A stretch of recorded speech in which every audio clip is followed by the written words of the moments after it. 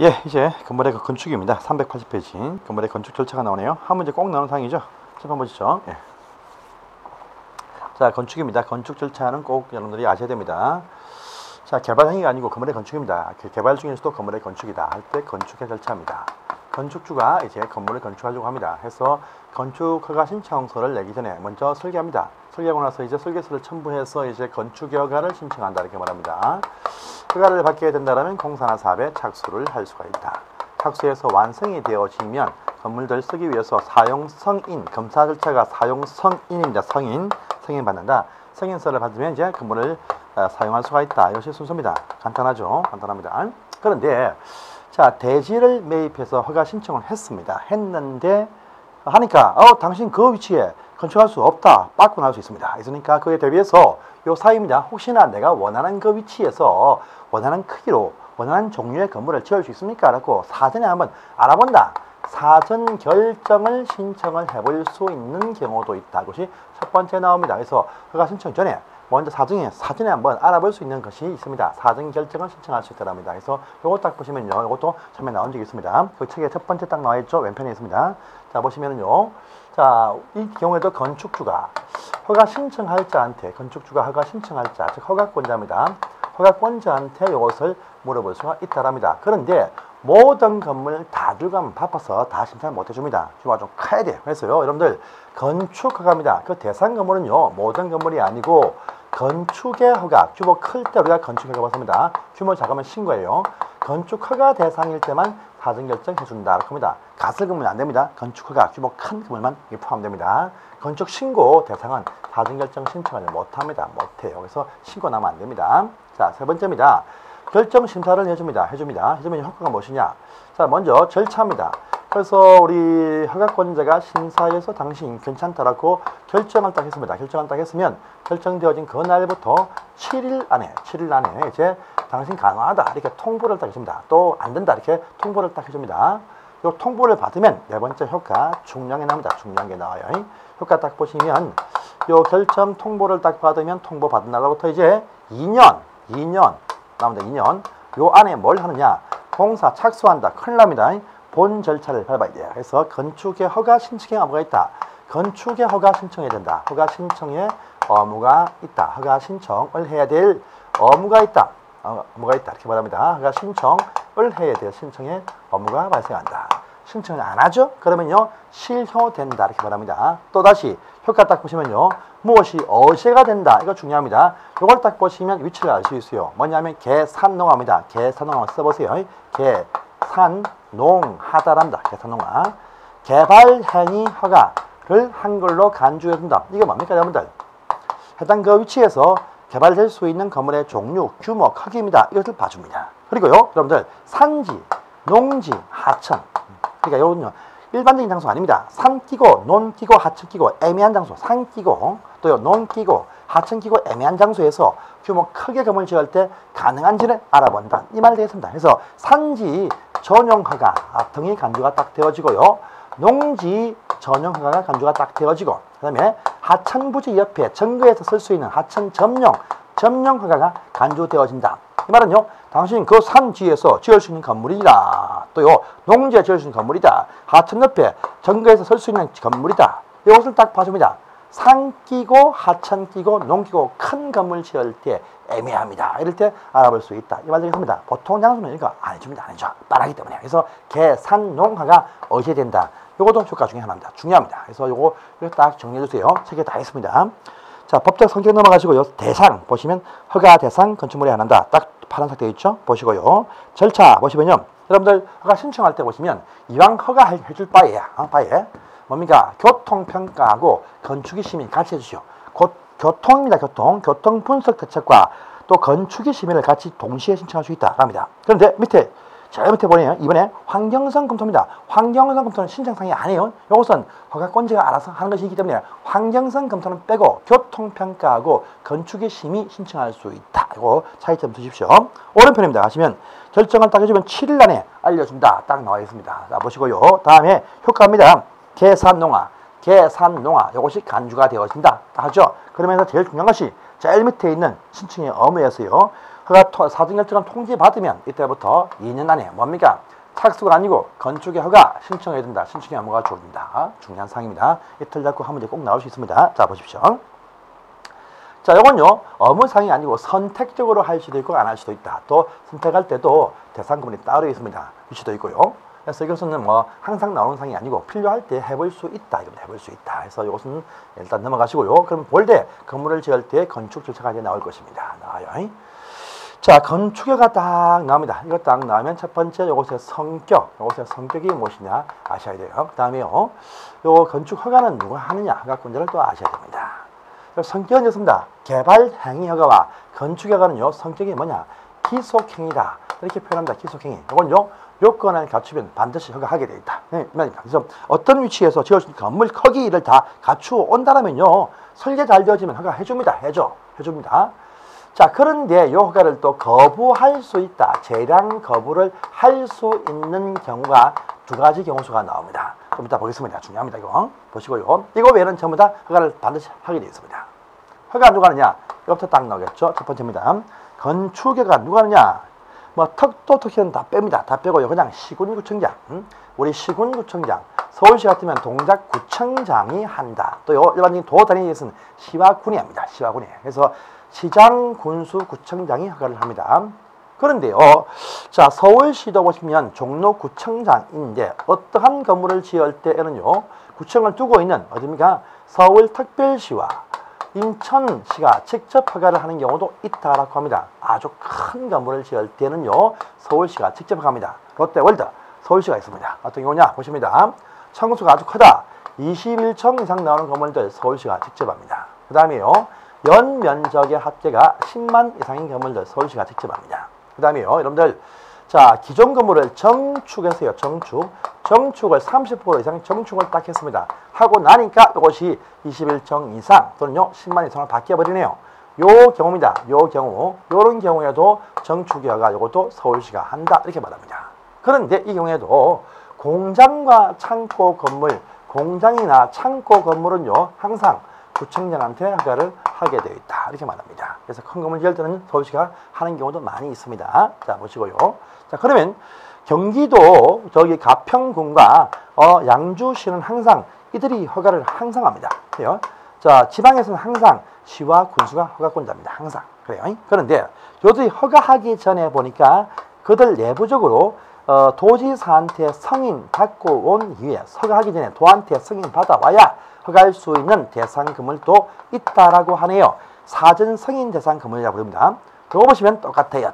보시면 아주 큰 건물 지을 때 양주시 어정부에서 이렇게 큰 건물을 지을 때는요, 양주시장이 허가하기 전에 경기도한테 승인 받아와야 허가를 할 수 있다 이렇게 말합니다. 하고요. 다음에 두 번째입니다. 큰 건물 첫 번째. 두 번째는요, 경기도지사가 어떤 목적이 필요해서 보호구역 결정을 딱 했습니다. 목적이 뭐냐 하니까 자연환경보호하자 또는요 수질환경보호하자 결정을 딱 했습니다. 또 어떤 곳은요 교육환경보호하자, 주거환경보호하자 결정을 딱 했습니다. 그런데 이런 자연 수질환경보호지역 안에서 또요 교육 주거환경보호지역 안에서입니다.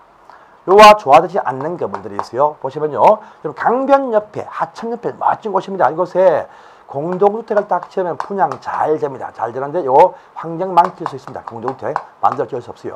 오피스텔, 이게 뭡니까? 일반 업무시설 딱 지으면 요것도 별장처럼 많이 활용을 하고 있습니다. 안 된다. 또 여러분들 강변 옆에 음식점 딱 설치하죠. 갈비집, 회집 맛 좋습니다. 한 잔 먹죠? 못 나옵니다. 못 나니까 한 잔 더 합니다. 위약시설 같이 붙어 있습니다.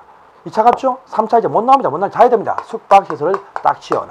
이것들 크게 지어요. 크게 보니까 이것들을 청수가 3층 이상으로 짓거나 또는요 연면적 합계 1,000제곱미터 이상 300평 이상 나올 때는 이 장소가 도지사가 지정해준 보호구역, 자연수질 보호구역 아니면 도한테 승인 받아와야 양주시장이 가평군수가 허가를 할 수 있다 이 말 되겠습니다. 그 다음에요 밑에입니다. 자, 이번에는 교육입니다. 교육. 여러분 교육 주거 딱 나오면 반대가 뭡니까? 항상 교육 주거 반대가 술집이죠. 술집. 위락시설. 또요 뭡니까? 숙박시설, 모텔, 촌 출입하는 거 보면 애들 정서에 안 좋습니다. 그러니까 교육과 주거환경 보호특구안에서는요 위락 숙박은 전부 다 이것이 보호구역이라면 도한테 승인 받아와야 해당 시장이 허가할 수 있다 이렇게 말합니다. 그래서 좀 어렵지만 이거 중요한 사항입니다. 확인 꼭 해주세요. 자, 그 내용이 밑에 381페이지에 제일 밑에 있고 오른편에서 쭉 나와 있습니다. 예외 사전승인 참 중요한 사항입니다. 자, 그런데 이제 그 밑에 2번 효력 절차에서 인허가 의제 있죠. 이런 것은 보시는 사항이 아니에요. 넘어가십니다. 보시면 안 됩니다. 상처 입습니다. 네. 넘어가시고 다음 페이지입니다. 여러분들 다음 페이지 보시면 이제 관로 4번이 보이네요. 4번. 4번 별표하십니다. 4번 별표입니다. 384페이지입니다. 4번의 별표. 자, 나옵니다. 착수하죠. 허가받으면 착수해야 됩니다. 자, 보통 건물들 1년 안에 공사나 사업에 착수해야 될 착수의 의무가 있다랍니다. 착수의 의무가 있어요. 그런데 해당 건물이 이렇습니다. 공장 건물이야, 공장. 공장 건물은요, 3년 안에 착수하면 된다. 이렇게 말합니다. 그런데 이것이 농지 위에 농지 전용해서 짓는 공장은요 2년 내에 빨리 착수해라 이렇게 말합니다. 그래서 요렇게 착수의 의무 기한이 주어집니다. 함에 불구하고도 요 기한 내에 각기 착수를 못하고 있어. 그러면요 바로 취소, 허가를 취소 반드시 하여야 한다 이렇게 표현합니다. 그 내용이 딱 나왔죠. 4번이면 별표입니다. 중요합니다. 자, 그 다음에 이제 특례 나옵니다. 특례. 특례 참 중요하죠. 특례 너무 중요합니다. 근데 여러분들 어떡합니까? 특례가 참 암기할 게 많아요. 자, 요건 이제 주겠습니다. 자, 여러분들 보시다가 판서 보고 싶으면 화면을 스톱해가지고 판서를 예, 쓰십시오. 판서 잘 되어 있습니다. 자, 보시고요. 자, 이제 그 다음에 뭐냐? 자, 원래 원칙은요, 있죠? 건축의 허가를 받아야 공사나 사업에 착수를 한다. 이것이 원칙입니다. 원칙인데, 허가 없어도 공사나 사업에 착수를 하는 경우가 있다랍니다. 허가 특례입니다. 특례. 허가 안 받아도 공사나 사업에 착수할 수 있는 경우가 특례입니다. 요 크게 보시면 두 가지 있습니다. 두 가지가 있어요. 먼저 여러분들 건축 신고는 잠시 대보시고 중요합니다. 그 다음 페이지를 딱 넘어가시면 간단한 게 나와요. 관로 이번에 공용 건물 나오죠. 특례가 뭐냐? 공용 건축물이 하나 특례가 있습니다. 이게 뭐냐? 그냥 공용하면요 공공용 아닙니다. 그냥 공용 행정청 이용시설 얘기입니다. 누굽니까? 국가라든지 지방자치단체에서 건축할 때입니다. 이때는 여러분들 허가 안 받습니다. 신고도 안 해요.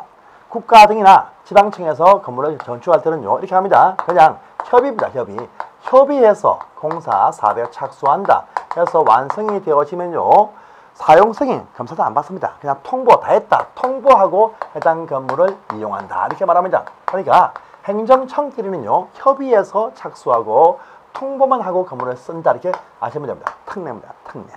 특례입니다. 중요합니다. 자, 다시 앞 페이지 가시면 여러분들이 이제 시험에 꼭 나온 사항이 있어요. 반드시 나옵니다.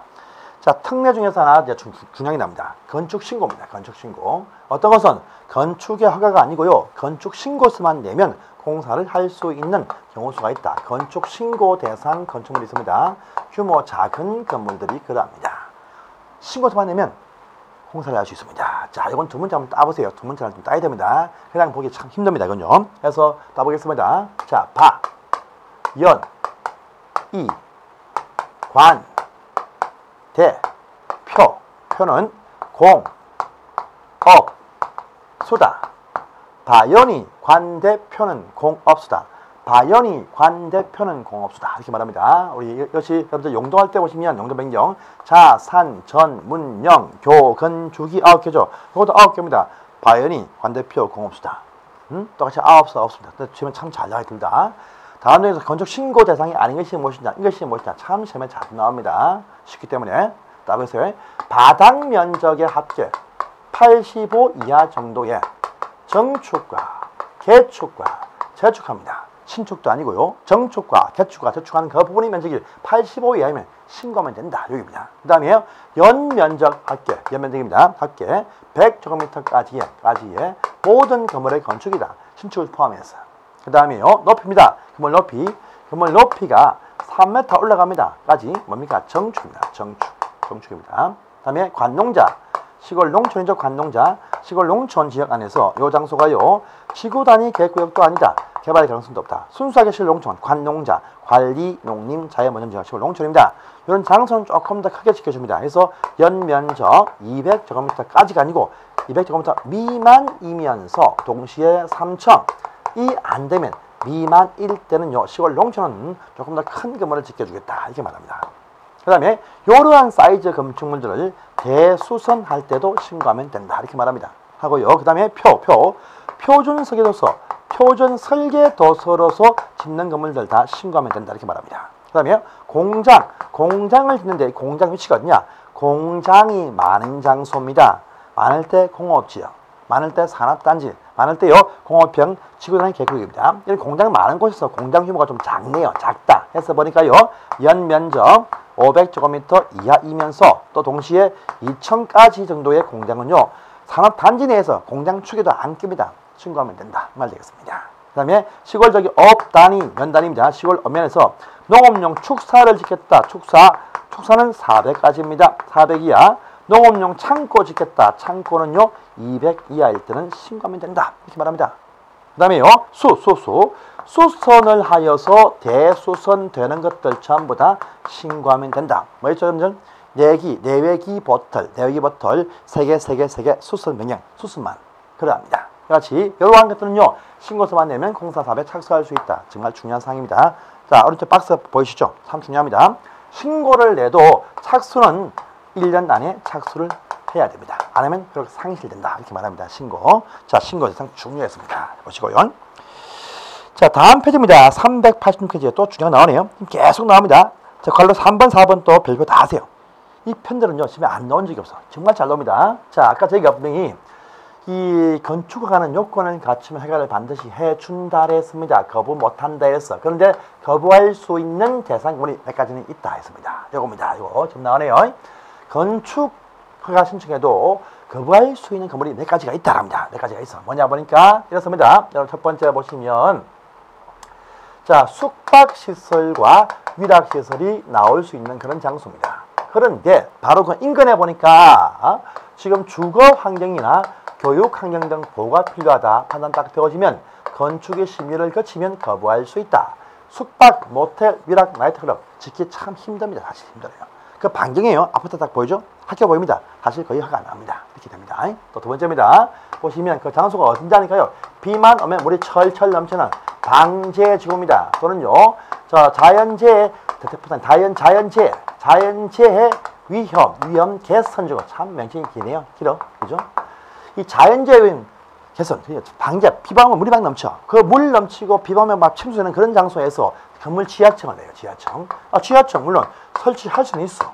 그런데 지하층의 쓰임새가 뭐냐 보니까 지하층 쓰임새가 사람이 살 수 있는 장소, 거실 용도다. 또요 활동하는 장소, 그렇죠? 어떤 주거 용도다. 라고 합니다. 해요. 지하층을 낼 수 있는데 지하층의 쓰임새가 뭐냐? 거실과 각종 주거 용도 쓰겠다. 할 때는 이거 여차하면 죽습니다. 죽어. 그러니까 거부할 수가 있다. 이렇게 얘기하고 있습니다. 이렇게 간단하지만 중요한 사항입니다. 꼭 봐주세요. 여러분들. 자, 그 다음에 4번 더 중요하네요. 제한 나왔습니다. 여러분들 저희가 공포상에 제한 제한 3번 나옵니다. 또 제한 3번 나온다 했습니다. 조합 3번 나옵니다. 그 333이 나오는 문제수가요 6문제가 나옵니다. 정말 중요합니다. 이거 잘 나오는 제한입니다. 개발 행위허가의 제한, 그 다음에 건축허가의 제한. 중요한 사항입니다. 자, 뭐냐? 그러니까 보세요. 자, 시군육축장 등을 보시면 허가는 뭡니까 이거? 요거 외에 요 재량 거부할 수 있는 거 이거 외에는요 전부 다 허가를 무조건 해야 되는 기속행위다 이렇게 말합니다. 허가를 해야 됩니다. 그런데 요 허가를 할 것인데 요 건물이 아니면 허가를 다 해야 됩니다. 해야 돼요. 그런데 허가하는 것을 누가 잠시만 멈추게 할 수가 있다랍니다. 영구 멈춤 아닙니다.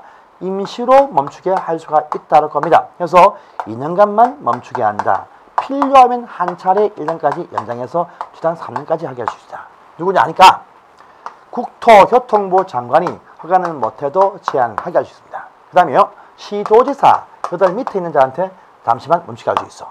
국장은요 모든 허가사항을 다 그렇게 멈추게 할 수가 있습니다. 하지만요 시도는 밑에 시군구청장한테만 이렇게 멈추게 할 수가 있다고 합니다. 해요. 이유는 뭐냐 보니까 국토장관은요 어떤 국토의 관리가 필요할 때 주로 이렇게 하는데 이것이 아니고 실제 다른 부서의 장관들이 요청할 때 주로 멈추게 많이 합니다. 그 다음에 시도는요 그 지역이나 도시의 발전 어떤 계획상 필요할 때 제한한다. 계획상 제한한다. 좀 확인합니다. 하니까 시도지사가 제한하죠. 그러면요 이유 불문요 그 제한 사실을 적시 국장한테 보고하게 되어 있다. 이렇게 말합니다. 그래서 요 상황을 검토한 국장이 당신 너무 세다.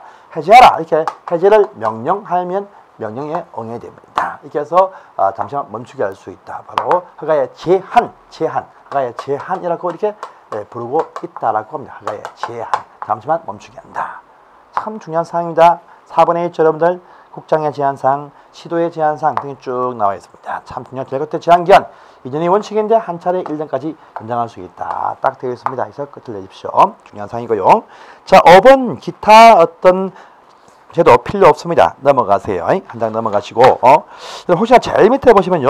건축공사 현장 미관 안전관리를 위해서 예치금이라는 것을 예측해야 한다. 다음 페이지 보세요. 다음 페이지에 잘 되어 있습니다. 이것이 거의 바뀌었어요. 이제 연면적 1,000제곱미터 300평점 되면요. 공사할 때 착공자한테 당신들 공사가 방치한다, 파산되었다, 망했다, 방치되었을 때 현장 보존을 위해서 안전관리 예치금을 예측할 수 있다. 할 겁니다. 1,000제곱미터입니다. 요 금액 딱 보시면요. 금액 딱 보시면 저기 보통 1%입니다. 1%인데 돼 있죠? 거기 박스 발에 보시면 공사비의 1% 금액에서 예측이 한다. 현금의 원칙인데 각종 보증서가 쫙 나옵니다. 이건 볼 필요 없습니다. 저 밑에 가보세요. 제일 밑에입니다. 4번 보세요. 신설되어진 사항입니다. 예치금을 실제 사용합니다. 하는데 막 사용 못합니다. 보세요. 자, 착공 신고 이후에 공사가 중단되었다. 바로 쓸 수는 없어요. 2년까지 경과가 되었을 때 그 돈 쓸 수가 있다. 2년 경과가 되어야 밑에 보시면 현장 안전 펜스 치고 환경 보호하기 위해서 이걸 쓸 수가 있습니다. 2년까지 방치가 되었을 때 그때야 인수해야 된다. 2년 방치가 꼭 필요하다. 체크를 꼭 해주세요. 자, 그 다음에 오른편입니다. 4번 상은요. 4번의 1번 상은 상세하게 나올 수 있겠지만 저희 시험은 안 나옵니다. 그러니까 요 상은 넘어가세요. 저희 시험은 안 나와요. 넘어가시고 나온 것도 없습니다. 다음 페이지입니다. 자, 이제 5번 나왔네요. 가설 건축물의 건축이 딱 나왔습니다. 가설 건물의 건축. 자, 요것은 말입니다. 제가 그 이후에 있는 내용들이 또 간단한 사항이기 때문에 묶어서 다음 시간에 다 같이 이어서 해야 이것이 맞을 것 같습니다. 여기까지 하고 금방 하시는 내용들 바르게 했지만 상당히 중요한 사항입니다. 1시간 반 정도 설명해야 차분하게 하면 다 아는 설명을 빠짐없이 다 했습니다. 이것이 1시간 반짜리였습니다. 실제 보시면 빠르게 했지만 또박또박 다 했으니까 한 번 더 봐주세요. 중요하고 보시면 꼭 나오고 두 개까지 나올 수 있습니다. 금방 하신 33분 강의요. 자, 다음 참 뵙겠습니다.